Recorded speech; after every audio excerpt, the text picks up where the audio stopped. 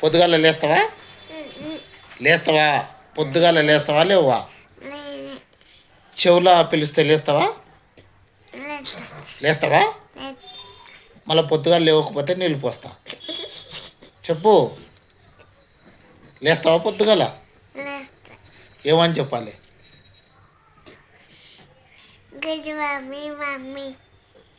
అట్లా అనాలా లేకపోతే చెవులారు వాళ్ళ? లేస్తావా? సరే, మళ్ళీ లేవాలి చూడు. సరే చూడండి ఫ్రెండ్స్, నిన్న ఏం చెప్పింది? చెవులు ఆడిస్తే లేస్తా అన్నది. ఇప్పుడు చూడు, అస్సలు లేవదు.